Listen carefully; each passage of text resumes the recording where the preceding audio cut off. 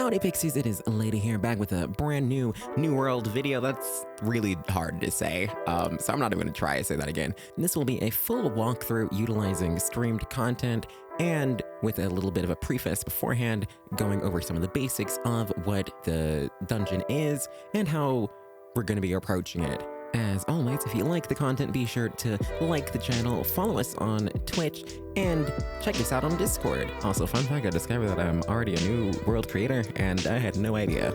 Sorry. Yeah, fun fact, the first email was from like a year ago.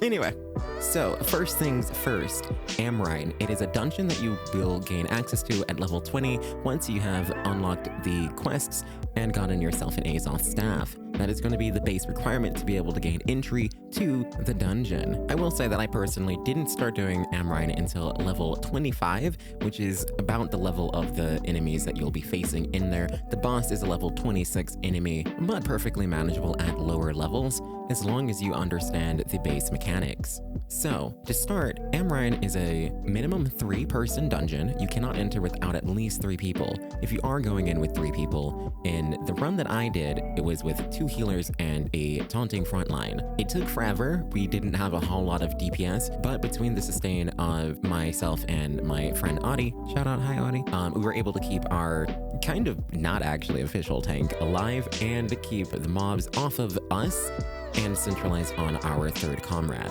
You could theoretically go with 1 healer, 1 tank, and 1 DPS, but that's a lot of pressure on your healer, so move at your own discretion. In general, what I would recommend for an early Amrine run would be 2 healers, a tank, and then 2 extra DPS. And those can be anything that they're comfortable with, whether it is a melee or a ranged player.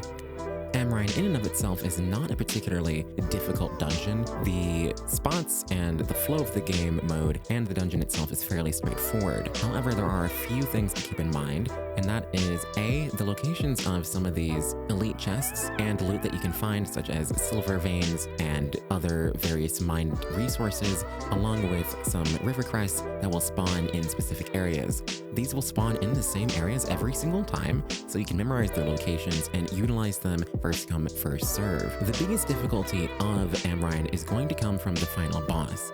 However, the mid-tier boss, Nakashima, does have a few things in his arsenal that could be difficult if you're not prepared.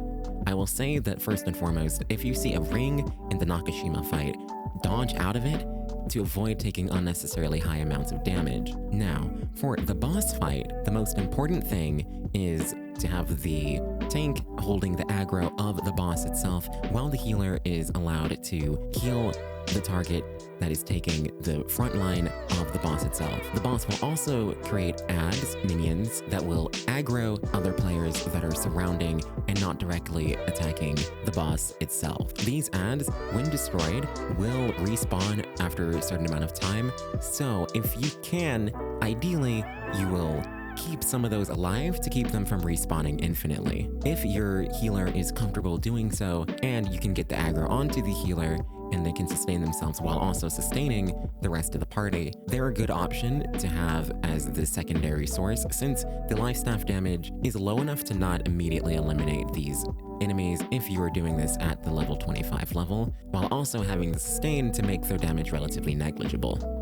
I am personally coming at this from a life staff's perspective, so if you're wondering why I have so much life staff advice, it's because that is what I primarily use. So I will say that if you are doing this with 3 people and you are opting into using just 1 healer, while possible, make sure you are stocked up on mana potions, as that you will go through a lot of mana keeping the team alive by yourself.